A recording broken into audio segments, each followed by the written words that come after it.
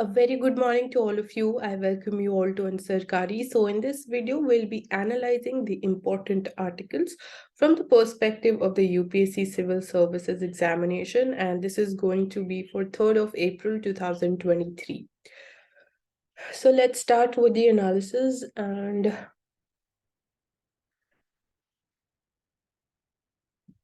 certain important topics that we'll be looking into includes regarding autism in India. Do we need a national program for it? And the link is assessment, intervention, and awareness. So we'll be going into detail of this.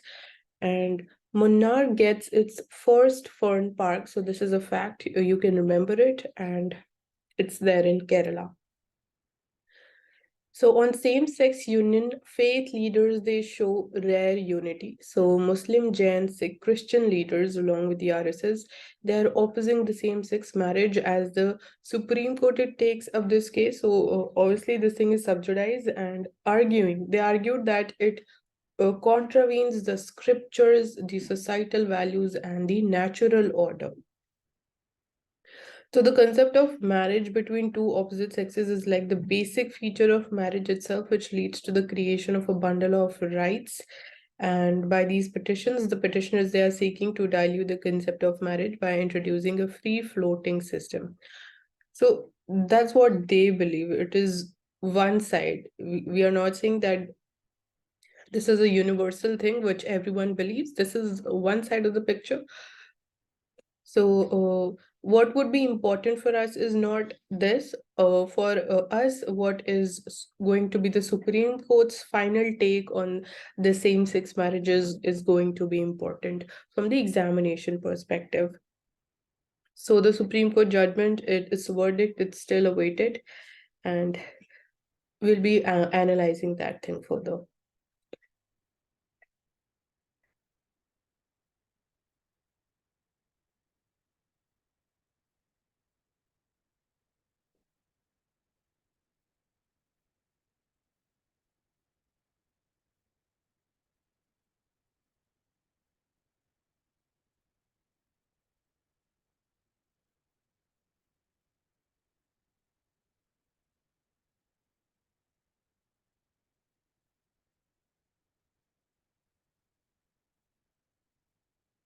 So Iravikulam National Park gets a fernarium.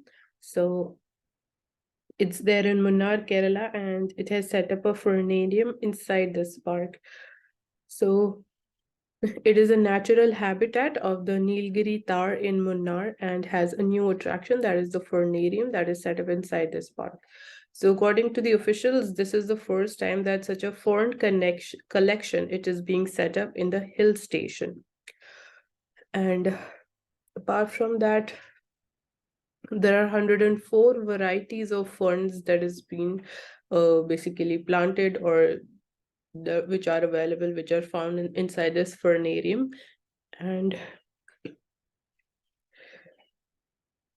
so this Eraviculam National Park, it is definitely one of the rich biodiversity areas, and the new initiatives aim to provide visitors with awareness of the park's biodiversity. So ferns, they were the ecological indicator of the healthy forest. So this fact is very important. And the climate condition inside this is more suitable for growing ferns. So that's why this national park has been chosen for this. And ferns, they are part of the epiphytic family and they grow naturally in a soil-less condition. And the plants, they obtain water and nutrients through leaching from the trees, and a large number of ferns are on the trees inside the park.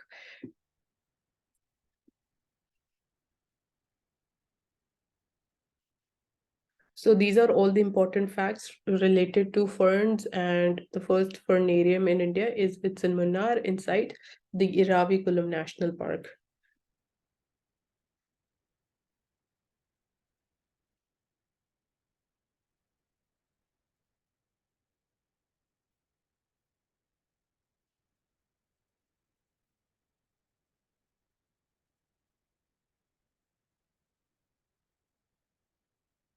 Coming to the editorial section, so India needs a national program on autism. So this was a topic I said that will be going into details of it. So one of the most frequent questions, basically, the author says that he is faced at the academic conferences as soon as people realized that I was an Indian researcher working on autism was this, that how many children in India they have autism. So basically, he was asked questions regarding the data, and at this point, India did not have any systematic estimates of the autism prevalence.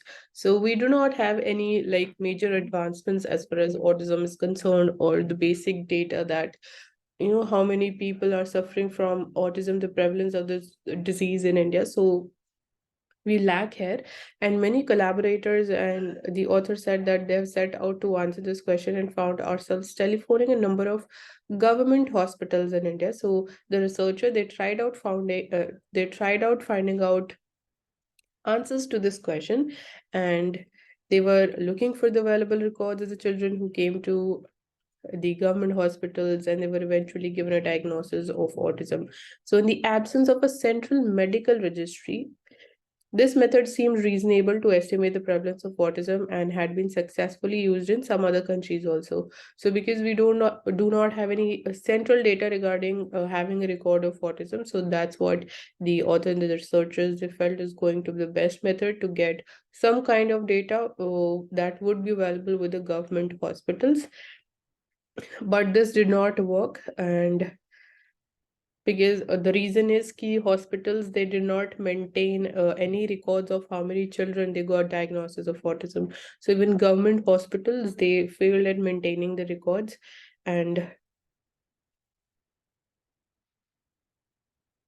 that's there. So so then the researchers they changed their strategy from focusing on the hospitals to schools. So they shifted to schools, and instead of relying on the existing medical records from the hospitals, they translated and validated widely used autism assessment tools, and they used these to estimate the prevalence of autism in India. Nearly around 12,000 school children they are suffering from autism. So interestingly, none of these children who met the diagnostic criteria for the autism spectrum in our study they had a prior clinical diagnosis. So that's one finding, but they finally got the data through these schools.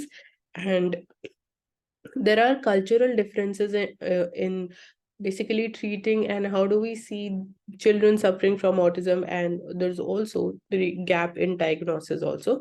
So while biochemical pathways involved in the core autism symptoms they are unlikely to be different between the cultures, there are notable cultural differences in who gets a clinical diagnosis of autism. So who gets a clinical diagnosis of autism? We see cultural differences there.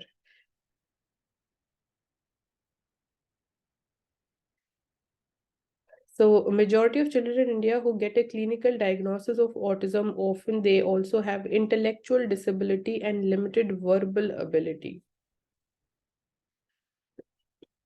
So this difference is likely to be driven by a range of sociological factors such as access to appropriate clinical expertise, the allowance of provisions for inclusion in the mainstream schools, and as well as availability of the medical insurance coverage for autism interventions. So we lack in some areas, and so, with well over 1 crore Indians in the autism spectrum, the point of early interventions being associated with the best outcomes needs to be underscored. And there is World Autism Awareness Day on 2nd of April. So, autism it is assessed behaviorally, and behavioral assessment tools like questionnaires or interviews with professionals they are the starting point for all the research and the clinical work on the autism.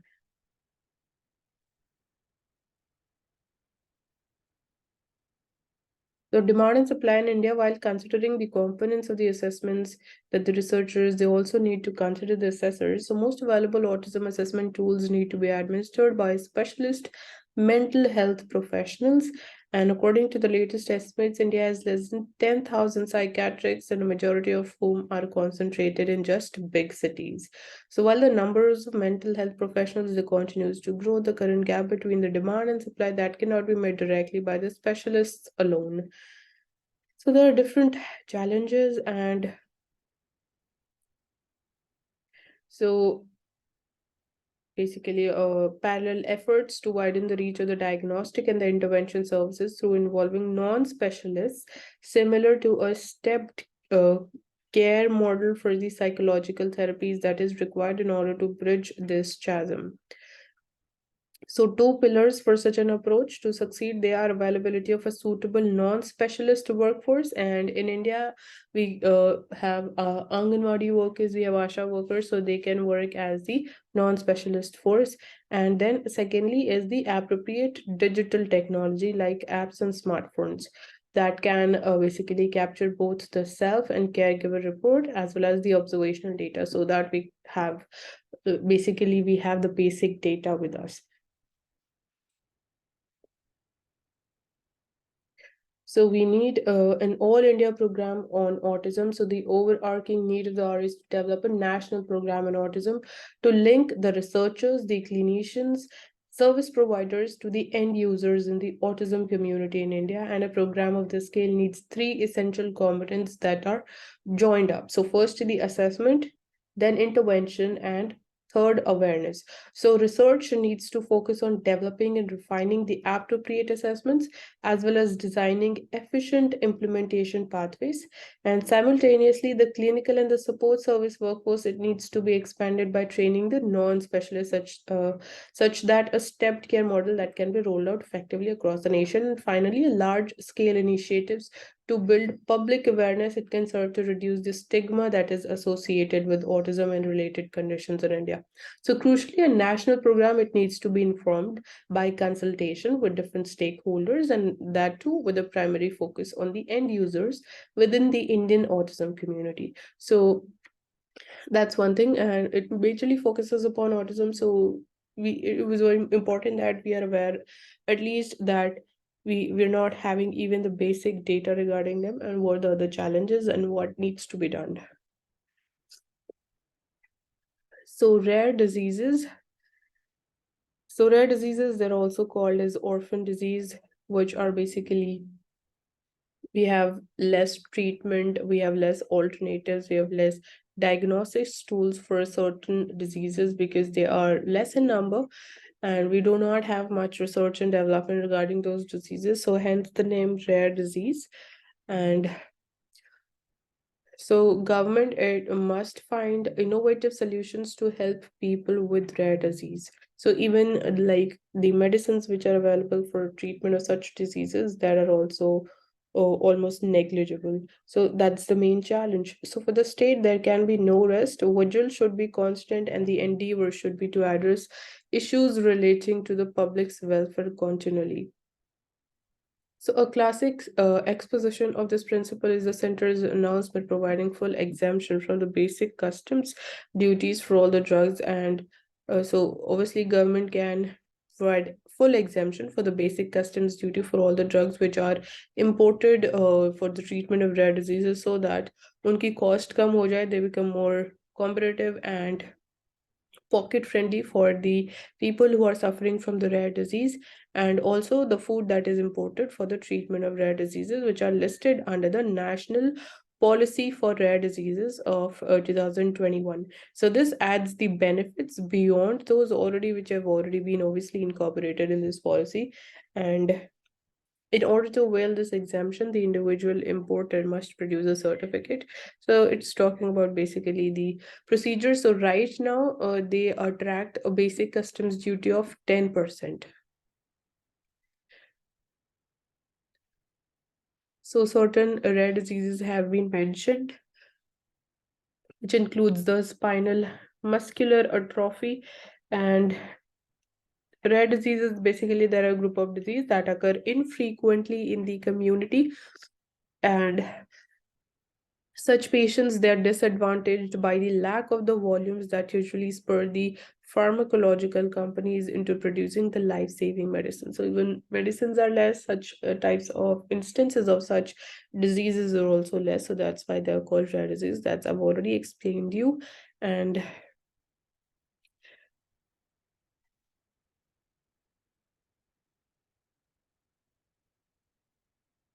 so while the rare diseases are defined by their infrequent occurrence in the population, the sheer number of disease and the number of people with some form of rare diseases in India, it is estimated around 100 million, they make it a problem that cannot be ignored.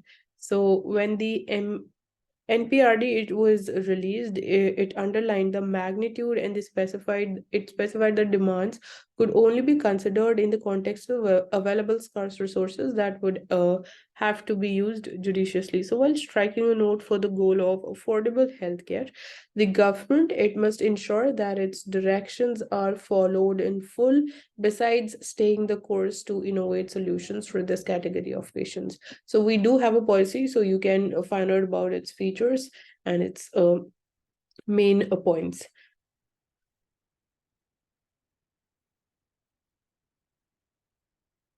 So no sayonara for Japan in Indo-Pacific geopolitics. So we've been like talking a lot about geopolitics, the changing global order, and also the Indo-Pacific region, different bodies which China feels that are being formed, they have been constituted against China, and then we also talk about the uncertainty and uh, basically the region of Taiwan. So that can be the next place where we might see some kind of disturbances. So here we're talking about Japan and Indo-Pacific geopolitics. So the visit by the Japanese Prime Minister to India in March 2023, during which he engaged with his Indian counterparts on the global and the bilateral issues. It focused on cooperation between the G7 and G20, which is Japan and India. They hold their presidencies respectively for them. And besides this, Mr. Kishida, he also unveiled Japan's new plan for a free and open Indo-Pacific, and he also exchanged views about deepening the India Japan special strategic and global partnership as well. So, definitely, Japan, it clearly focuses upon that it wants to reinforce the idea that it has been the main champion of this free and open Indo Pacific concept. And even his speech underlined that given the current geopolitical landscape with the ongoing Russia Ukraine war, growing Chinese assertiveness in the South China Sea, East China Sea, the Indian line of actual control, and the Taiwan Straits, there is a need to give a fresh push and momentum to the concept of free and open Indo Pacific. So it stresses on the need to uphold the rules based order and respect each other's territorial sovereignty. So, talking about the challenges, so Japan's new policy it focuses on numerous challenges facing the Indo-Pacific, such as the Ukraine war. There is food security challenge, then cyberspace.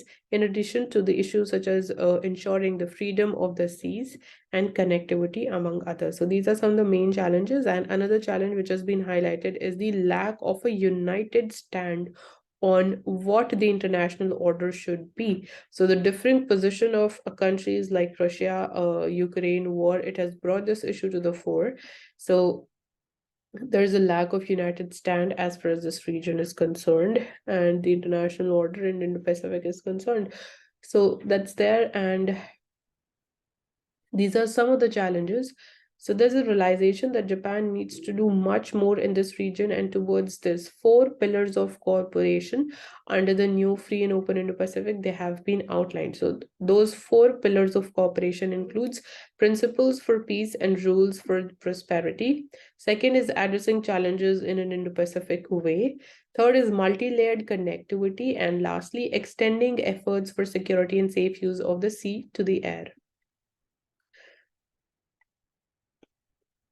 So, talking about the first pillar in some detail, so it was basically for peace and rules for prosperity. So it has been pointed out that vulnerable countries they usually suffer the most, and if there is an erosion the rule of law, so the major impact it is faced and it is felt by the vulnerable countries the most. So therefore, Japan it wants to engage in the economic development programs such as promoting the implementation of the G20 principles for having quality infrastructural investment. And coming to the second pillar, so the Japanese Prime Minister talked about expansion of cooperation for the free and open Indo-Pacific by incorporating realistic and practical projects in a wide range of areas, which includes climate change, food security, global health, and cybersecurity.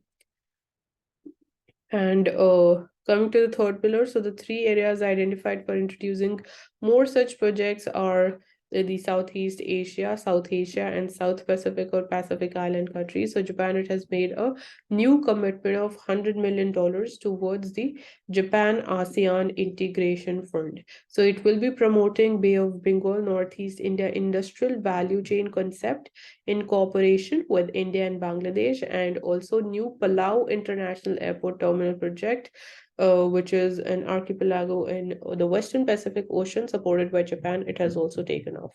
And coming to the last and the fourth pillar, so Japan will help in strengthening the capabilities of the maritime law enforcement agencies in other countries. And Japan will also implement the strategic use of official development assistance.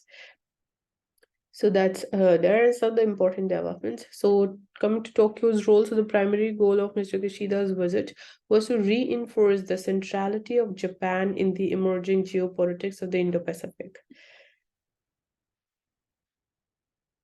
So in the past, he had also stated that Ukraine today may be East Asia's tomorrow. So this shows Japan's concern about the growing Chinese belligerence in this region. So he emphasizes on the need to uphold a peaceful and rules-based international order and putting forward the policies and mechanisms under this new framework to help stabilize the regional order amidst the Ukraine war and the different positions of countries on this conflict goes on to show that Japan is preparing itself for any unforeseen threat to its own as well as the regional security. So Japan deeply invested in Indo-Pacific stability and prosperity is a good news indeed for India and the wider region. So these are some of the developments as far as Japan and its growing role, or we can say Japan is much more active as far as what are the changes are happening in the Indo-Pacific region and some of the latest initiatives. And we talked about the four pillars that it is emphasizing upon. So we'll be taking up this concept of the newly released foreign aid policy in the Mint newspaper. So that would be discussed in detail over there.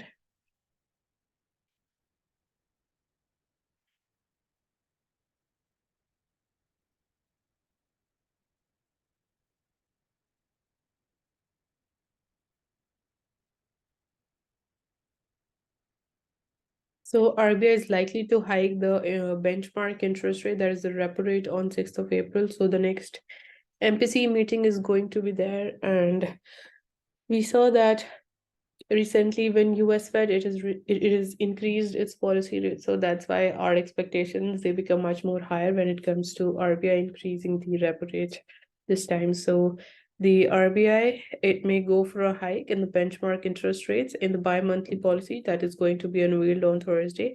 And RBI has already increased the repo rate by 250 basis points, that is 2.5 percentage points since May, in a bid to contain the inflation. But that is so far there is still remained one of the major challenges when it comes to the economic challenges, even nationally and even globally, that despite increasing the repo rate by such a higher amount, by such a higher level, we still see that inflation has not come down sufficiently well within its safer territories.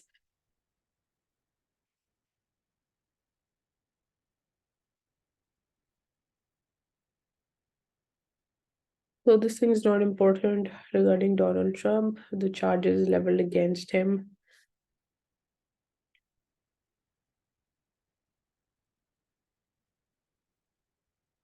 So here we saw in the context of the climate change and the changing, we can say, weather.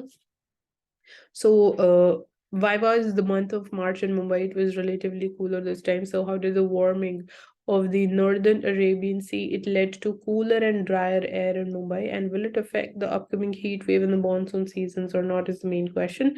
So in the month of March in Mumbai, it was relatively cooler and drier than normal, and winds in March, they usually tend to flow from West Asia to Mumbai, and that signals the beginning of a sweltering heat and humidity build-up through May before the rains they arrive in June during the monsoon.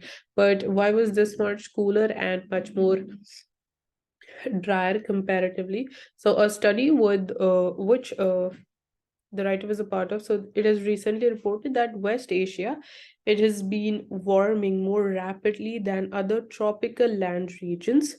So this is one observation, and the northern Arabian Sea, it has also been warming at the same time. So the combination of this land and ocean warming, it has enhanced the duration, frequency, and intensity of heat waves over India in the pre-monsoon season. So because both land and even water, they are heating up, so that's why we are seeing that it has enhanced the duration and frequency and intensity of heat waves over India. So meteorologists, they have also blamed that the northern Arabian Sea warming for the increase in heavy rainfall events over northwest India in the monsoon season. So because of this warming, we can also see a heavy rainfall, and even in March we saw one. So rapid warming over the West Asia, it produces low sea level pressure locally, which sets up a northward pressure gradient over the Arabian Sea, that is from equator to the northern waters. So this gradient, it pulls the winds northwards, disrupting those that should actually be flowing east, so from West Asia towards Mumbai. So that's how the direction was disrupted. So the winds, they came to Mumbai from the north northwest, bringing cooler and drier air instead of the usual hot and humid air from the desert.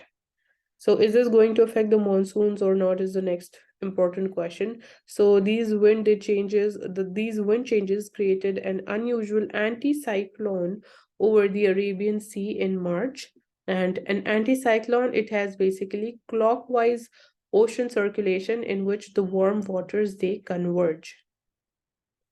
So anticyclone has clockwise ocean circulation in which warm waters, they converge. So as a result, the sea surface temperatures warmed by over 1 degree Celsius just during the March. So a warmer Arabian Sea in the pre-monsoon season, it tends to favor a good monsoon. So this is a very important fact, that a warmer Arabian Sea in pre-monsoon season, it tends to favor a good monsoon. But on the other hand, we're also expecting El Nino this year, and obviously we know that El Nino negatively impacts or it suppresses the monsoon, especially when it follows a La Nina winter, which was the case in 2022.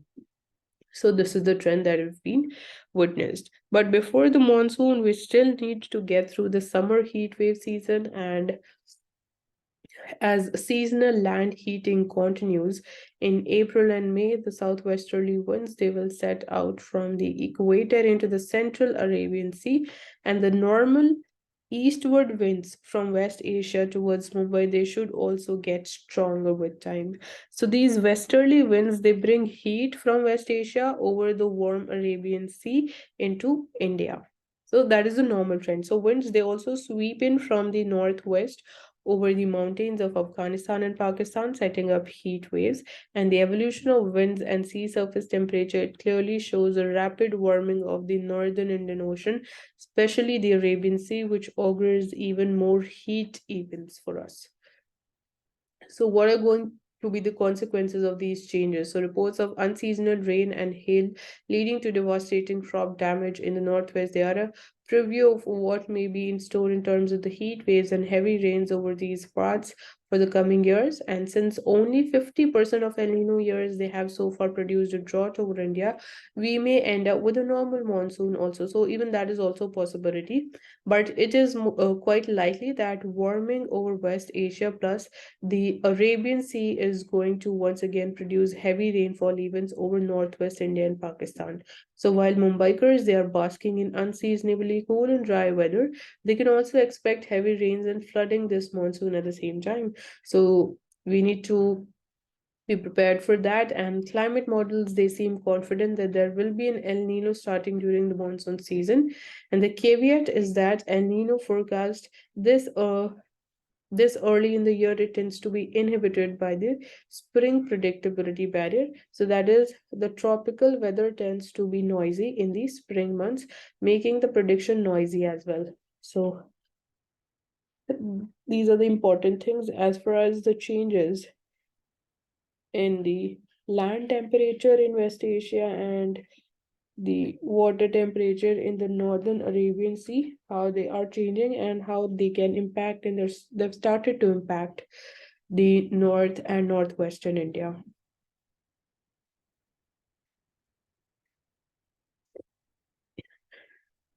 So we have not completed with the 5G rollout, and here we're talking about the 6G vision document.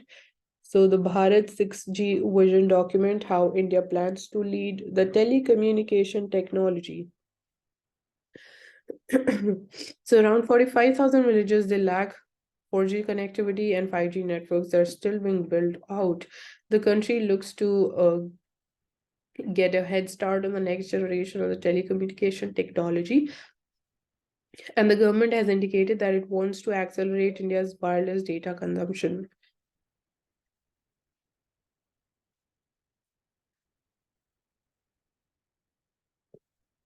So how is 6G going to be different from 5G? So for consumers' websites, they will load faster, videos will look better, and files will download faster, as been the case with every new generation of technology. So these are obviously the common impacts, but we may be hitting the ceiling on how noticeable these improvements they can get. So latency, which is the time taken for the data packet to move from one place to another, uh, it is not far off from the speed of light itself on the existing networks. And business and governments are still on the verge of how best to leverage 5G to reap the benefits of high precision, low latency applications with these new connections. So, as the technology improves, we see that the latency speed, it reduces. It's basically speed increases, but when we say that latency, so that is also improving. So that is basically the time, so it takes less time for transferring the data from one place to another.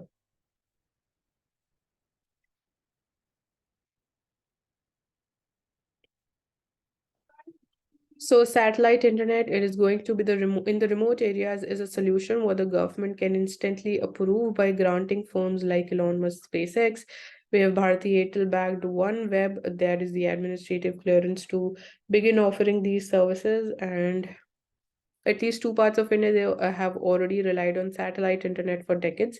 That is Andaman and Nicobar Islands. They have relied on one Gbps link to connect to the outside world, which is comparable to a single expensive home connection in many Indian cities today. So the situation has improved vastly over the islands were connected to Chennai by an undersea cable in 2020. So after that, we have seen the situation has improved much. And while the satellite internet speeds they have improved thanks to innovations like we have constellations, connectivity goals have as much to do with the satellites hundreds of kilometers over as they do with the cables beneath the ground and on the seabed.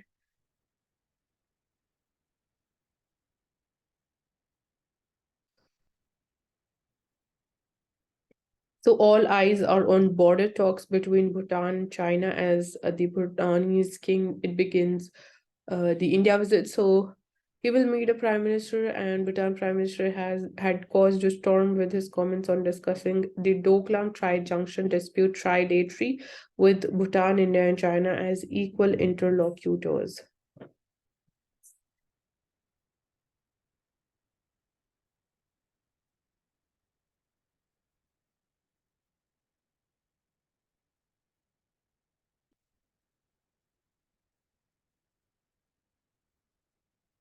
So the foreign trade policy it brings the strategic and the economic interest into the trade transit ties, marking a significant shift in the country's stance on allowing the transit of goods and out of the neighboring countries. The new foreign trade policy it has introduced an additional consideration in providing such trade transit facilities for the adjacent countries and India's strategic and economic interest. And the changed language and provisions pertaining to transit facilities, as well as the subtle shift in the stance on trade with the neighboring countries of the new policy, It could unnerve some landlocked countries around India, such as Nepal and Bhutan, that rely on goods transit through India.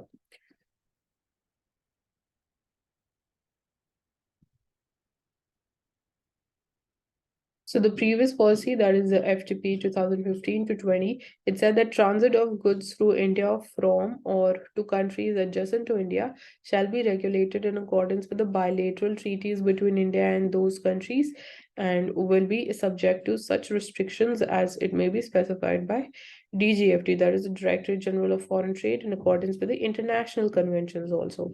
So this was the previous policy, how it talked about the transit of trade through India. So this has been revised in the new FTP document to state that such transit of goods shall be enabled and regulated in accordance with the strategic and the economic interests of India, as well as the bilateral treaties between India and those countries. So this is what now the new FTP is talking about regarding the transit of trade via India. So we have shifted to our strategic and economic interest as far as the transit of trade is concerned.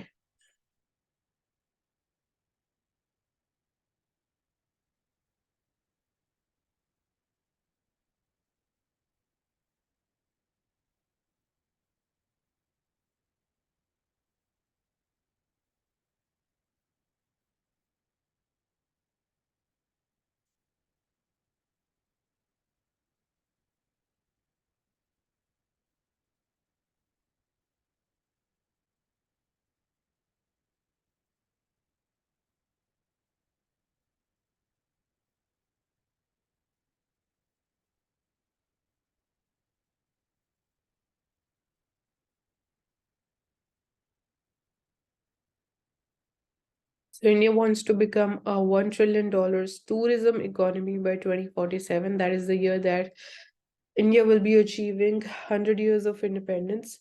So we are aiming for $1 trillion tourism economy. So in a sense of tourism, we are talking about the rural tourism, the border tourism a lot. So India wants to be a $1 trillion tourism economy with 100 million international visitors by 2047. And in order to achieve this, the focus is being put on various government-led initiatives and the public-private partnerships. And so it will also make India maximize its potential in the tourism sector. And in order to give an impetus to the tourism sector this year, the government it is observing Vision India 2023, which is a program which invites the entire world to explore India.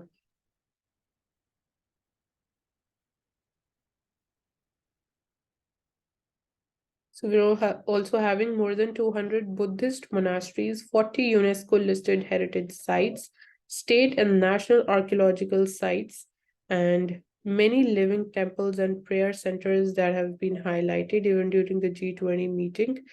So priority was given to green tourism, digitization, skilling, tourism MSMEs, and destination management. So, two mega adventure tourism trails would be launched in Himalayas and the Ganga also.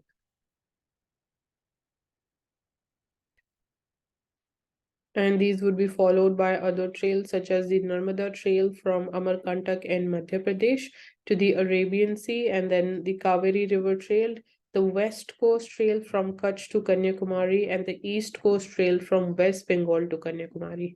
So, observing India's topography makes the country an ideal destination for sustainable adventure tourism. The government is giving its major push.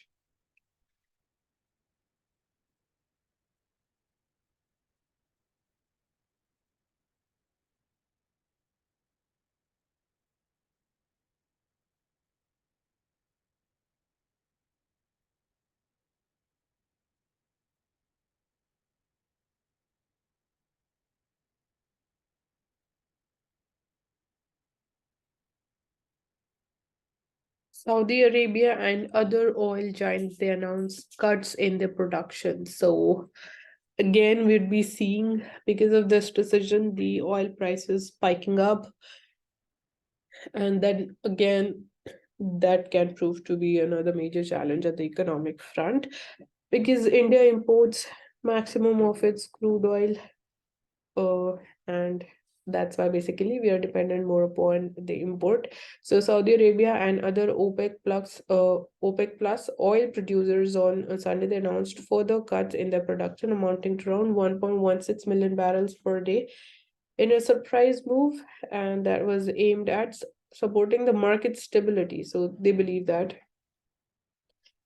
So the latest reductions, it could lift the oil prices by $10 per barrel. So these are certain expectations, but let's see. But obviously, this is going to be a challenge, because then our import bill would be increasing, and again, the domestic prices in India, that would also increase.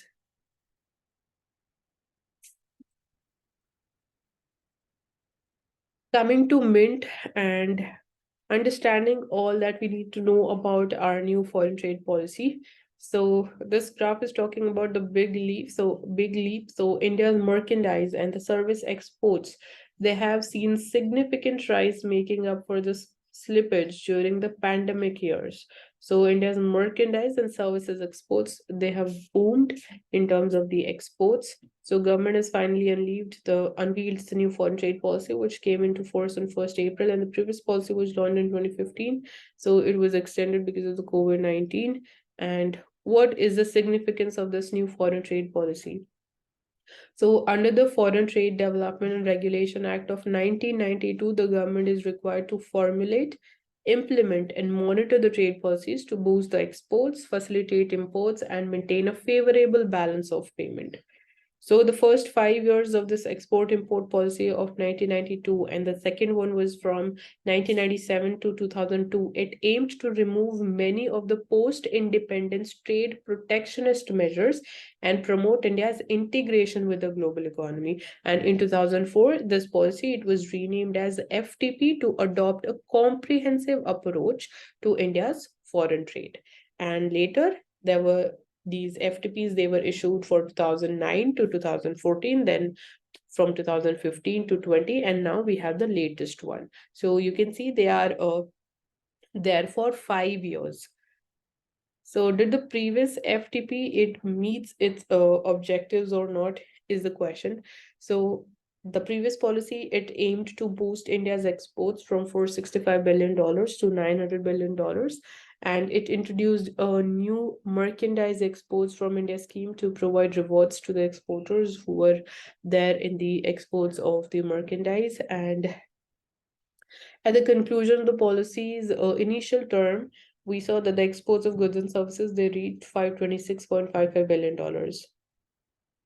But then obviously because of COVID-19, this momentum, it was derailed, and there were geopolitical tensions at the same time. So right now, the exports for 2022-23, they are projected to be $760 billion. So let's see when we have the final data with us. And what is the duration for this FTP 2023? So the government says it has broken away from the conventional practice of setting a 5-year cycle that I just mentioned. So the new policy, it is intended to be responsive to the changing circumstances, and it will be modified as and when required. So it is not there for a defined period. With changing circumstances and whatever would be the suitable changes that would be required, that would needed, that would be like, there would, if we will feel that there's a need to modify the certain things and provisions, so that would be done as and when it would be felt. So additionally, the government, it will consistently gather the input from the relevant stakeholders to enhance and revise this policy. So that is a changed way. And so what are its key thrust areas? So it has 4 pillars. First is replacing the incentive-based system of promoting the exports with the remission and entitlement-based regimes, facilitating the enhanced collaboration among the exporters, states, districts, and Indian missions, reducing the transaction costs and introducing initiatives for ease in business operations, and developing additional export hubs. So it would be simplifying the export process for items falling under the special chemicals, organisms, material, equipment, and technologies. So, what are the goals and targets of this new policy? So, we aim to increase India's overall exports to $2 trillion by 2030, with the equal contributions from the merchandise and the services sectors. And government also intends to encourage the use of Indian currency in the cross-border trade. So, that is another emphasis, and this could be particularly advantageous in the case of countries with which India enjoys a trade surplus.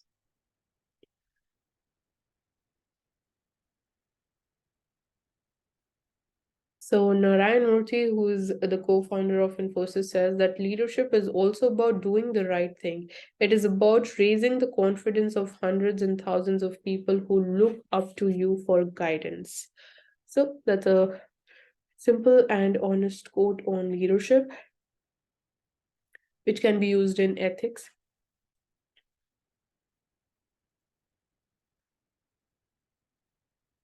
Taking up Financial Express now. So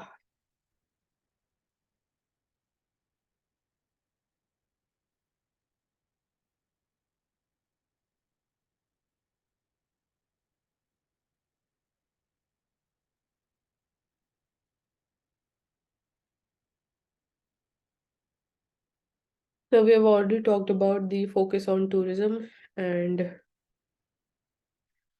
so regarding the labor codes, so the rollout of these labor codes, it is not expected before 2024 polls. So we'll have to wait for more, and the states, even they are yet to notify the rules regarding them. So hopes of the notification of the reformist laws from 1st April, they've been dashed. So it was expected that they would be implemented from 1st of April this financial year, but we'll have to wait because next year we have the general elections.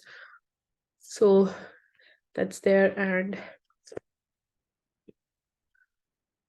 so trade unions, they are opposed to the implementation of the codes, calling them anti-worker.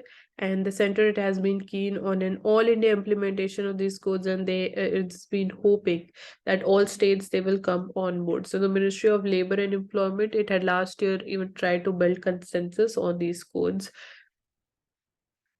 So there are 4 codes, you need to know about all of them. And earlier we had 29 central labor laws, so they are now concise down in terms of 4 labor codes. So that is the code on wages, the code on social security, occupational safety, health and working conditions code, and lastly the industrial relations code.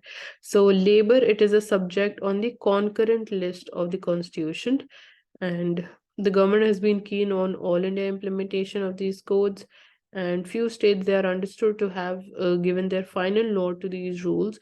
We have Maharashtra cabinet, it is understood to have approved the rules relating to the industrial relations code, and like there's different situation in different states and UTs. So right now the main thing is that they're not going to be implemented so soon.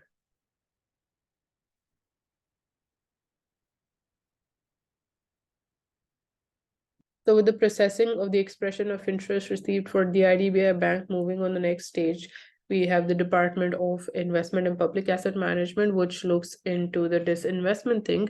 So government has been diluting its stake in the IDBI Bank, and it is DPIM, which looks into all the things, all the steps related to disinvestment. So it is going to basically, the government earlier had a stake of 61% in IDBI Bank, so it is in a way trying to dilute it.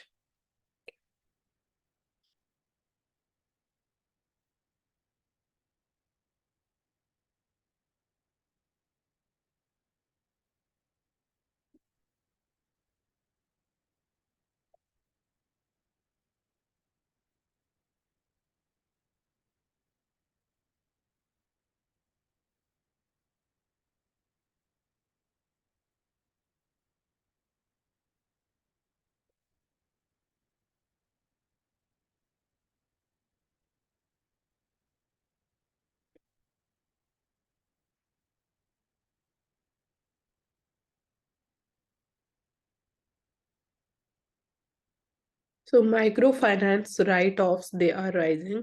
So microfinance segment of the financial services in the country reported a noticeable rise of the write-off of the microfinance loans in the quarter ended in December 2022, which climbed from 4.9% of the total loan portfolio to 6.6%. And that is not a good sign, basically.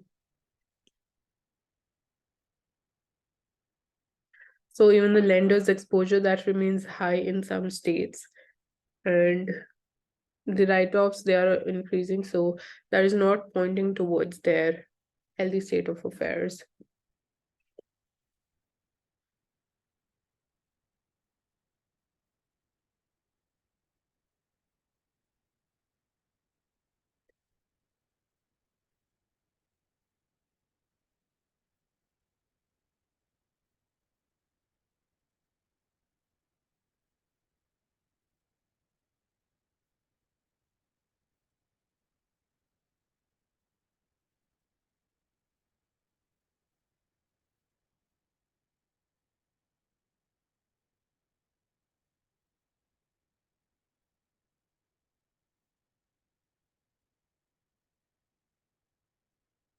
So we've already had a look at that. OPEC plus, it makes the decision to cut the daily oil production, and Saudi Arabia leads the cartel. So you need to have clarity regarding the membership of OPEC and OPEC plus, and the size of the cut that has been announced. The major one is from Saudi Arabia, followed by Russia, Iraq, UAE, Kuwait, Kazakhstan, Algeria, and Oman.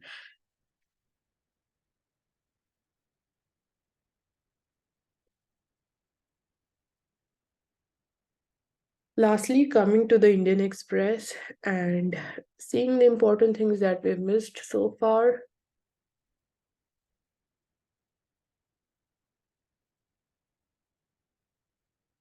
So, in this picture, you can see the reusable launch vehicle during the experiment at the aeronautical test range in Chitradurg in Karnataka. So we have, like, India's finally achieved it. ISRO's reusable launch vehicle passes the landing test. So since the name, it is self-explanatory that it would be reused, and this would definitely help in bringing down the cost also in the space missions. So this is really a major achievement for us. And so there is reusable launch vehicle autonomous landing mission, which was there at the aeronautical test range of the Defense Research and Development Organization in Karnataka's Chitradurg district.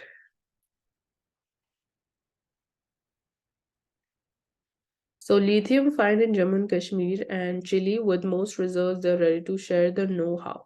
So when we talk about the global reserve, so Chile has the highest one. We're talking about the lithium, and I hope you all must be like you should recall that we discussed about that we discovered lithium in Jammu and Kashmir in the Risi district. So Chile, which the country which is endowed with most lithium reserves, and it is home to SQM. So it is the second largest global lithium producer. It is keen to partner with India on tapping into the lithium value chain. So this includes the potentially extending technical expertise also in exploiting the newly established inferred lithium resource of 5.9 million tons in Jammu and Kashmir's Risi district. So the inferred reserves, they are in the mineral form, unlike the Chile's salt pans. And so even the SQM, it also has like venture in Australia also to tap the lithium in mineral form. So just getting the reserves is not the end.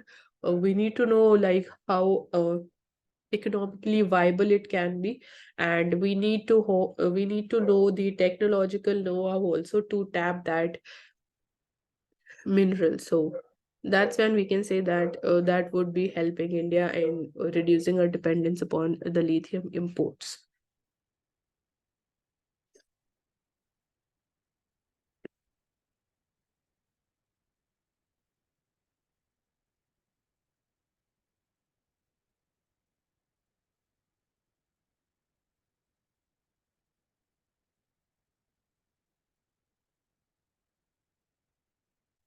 So here we have all the political news, so we'll not go into all of that. Just move on quickly. So coming to the editorial page, in a democracy, dissent is an act of faith. So if you curtail dissent, obviously you can't say that it's a democracy or it's a healthy pointer towards robust functioning of a democracy.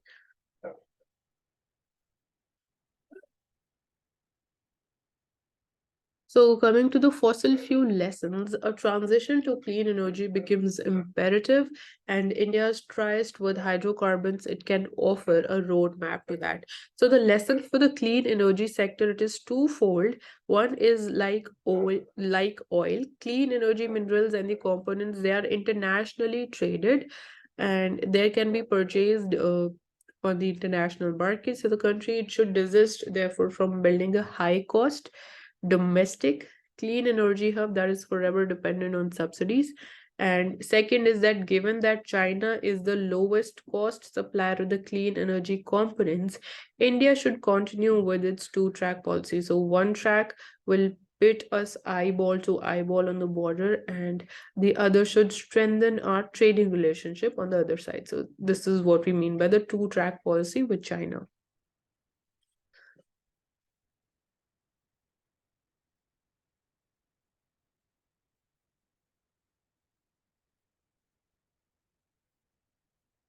So we've talked about the weather vagaries in the context of Bombay and how we saw that in the land and the sea temperature it is increasing in West Asia, in Northern Arabian Sea.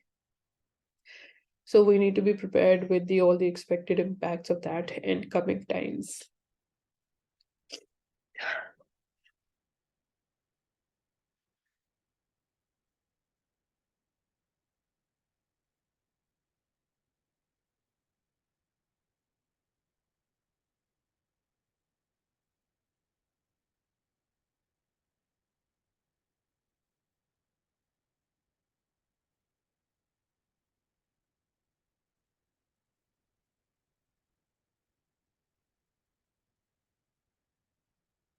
So we have discussed about this already. It's a repeat here.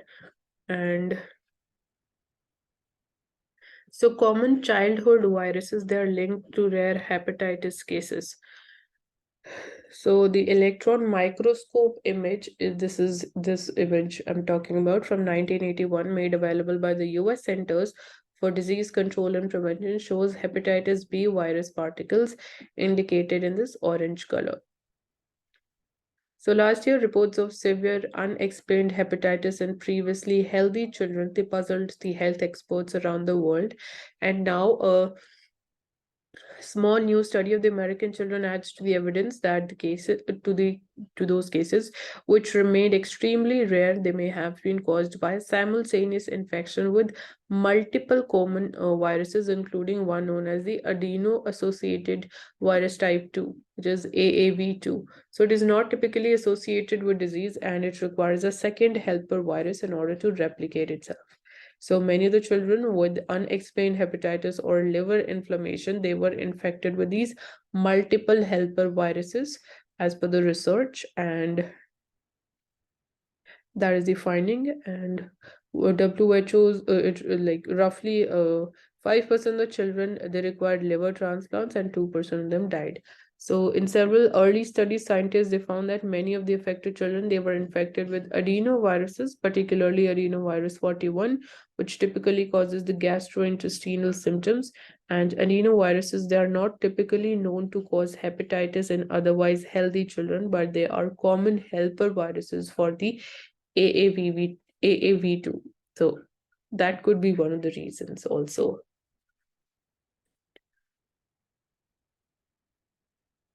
So in The Hindu, we took up the editorial regarding the vacuum satyagraha in detail. So again here, this is again a repeat.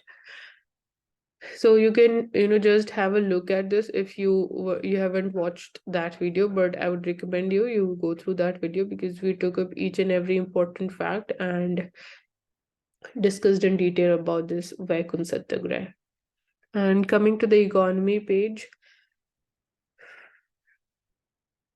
So April monetary policy, economists, they're divided over the RBI's repo rate action, because on the one side, we've been seeing that inflation, it is not that too elastic with the increase in the repo rate. So what can be the other steps in bringing down inflation? So we have talked about that taking supply side measures would help us much more in bringing down the inflation, because increasing the repo rate is a demand side thing, so that is not helping us much. And also we can't go on just increasing the repo rate, because that also negatively impacts our GDP growth rate. So we do not want that to be impacted much, or obviously both these things are contradictory, controlling inflation and then increasing the GDP growth. So that's where the dilemma is. So that's why we are seeing even the economists, they are divided over the expectations that even in the upcoming monetary policy committee's meeting, the repo rate would be increased.